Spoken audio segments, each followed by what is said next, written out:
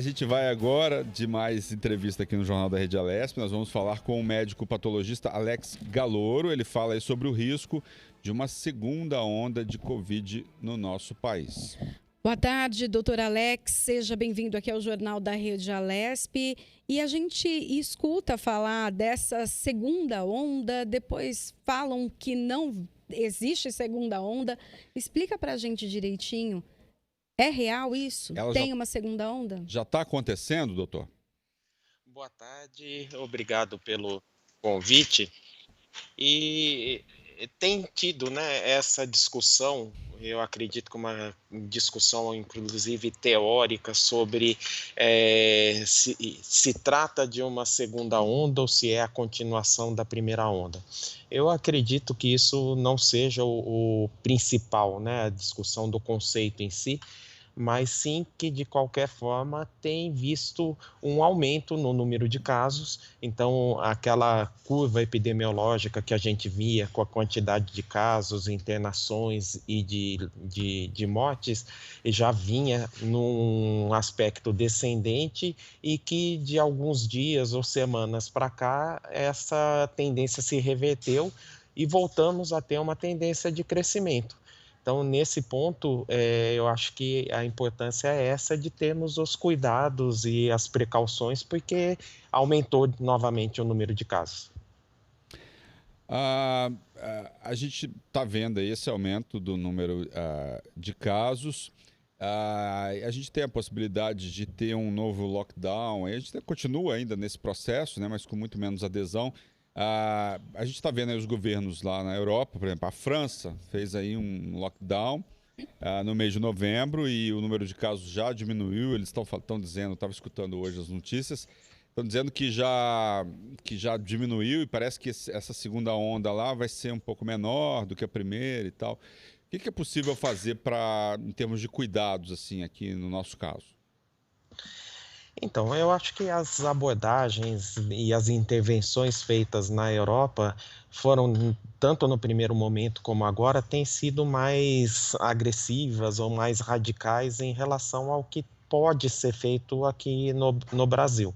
Então, tanto no primeiro momento como nesse segundo, a Europa tem sido mais radical mesmo em fazer os lockdowns e fazer as restrições de circulação de uma forma a conter os casos num grupo menor e que se espalhe menos para a população.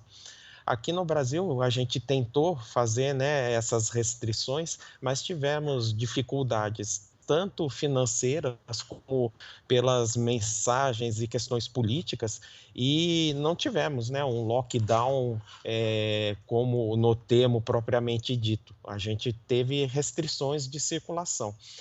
Eu acredito que a gente deva manter as formas objetivas, né, parâmetros objetivos para definir se tem a restrição da circulação da população, funcionamento de comércio e tudo que a gente já viu no primeiro momento, conforme a quantidade de casos, a disponibilidade de leitos e realmente a ocupação, né, dos hospitais e quantidade de morte, né.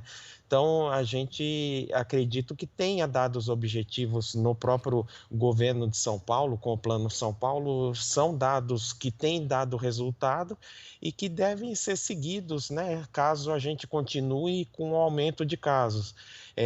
Que a circulação da população continue nesses padrões. Se a gente comece a ter uma maior ocupação dos leitos e já no limite de atendimento dos hospitais, talvez seja necessário mais para frente que a gente tenha restrições de novo ao funcionamento do comércio.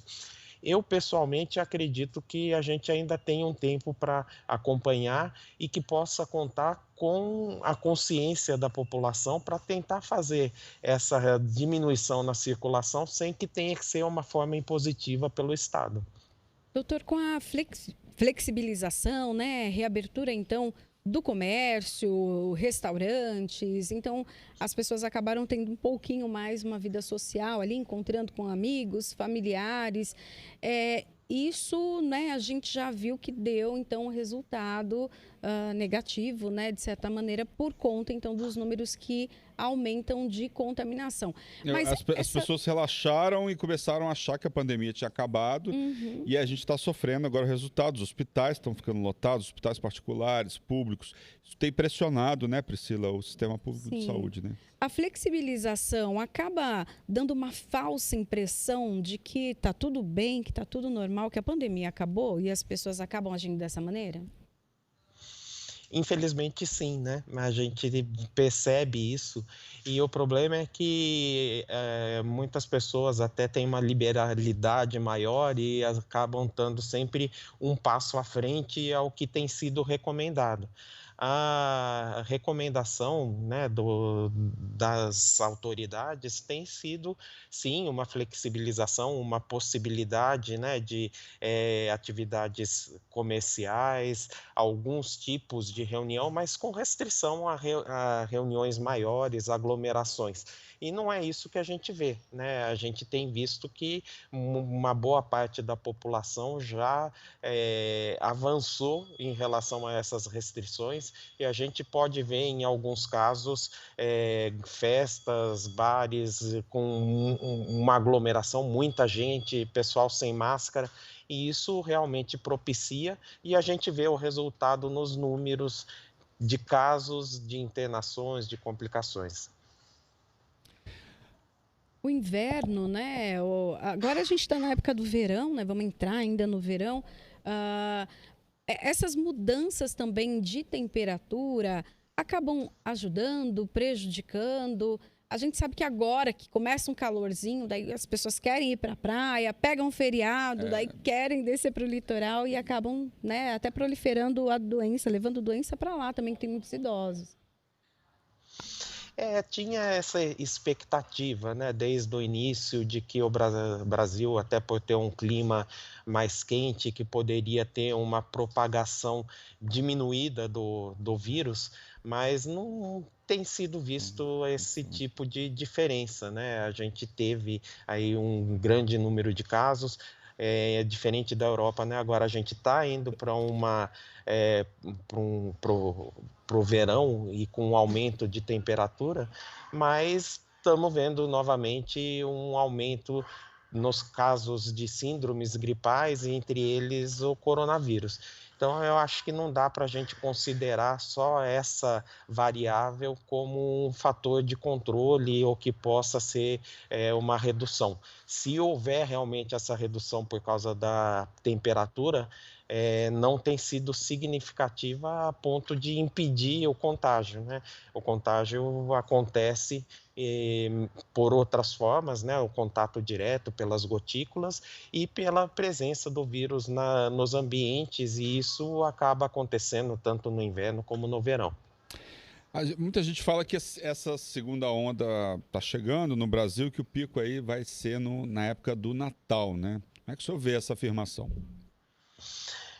Eu acho que ainda são estimativas, né? Vai depender da forma de evolução agora nas próximas semanas e da conduta da população e também do governo em relação à sua evolução e às medidas que vão ser tomadas.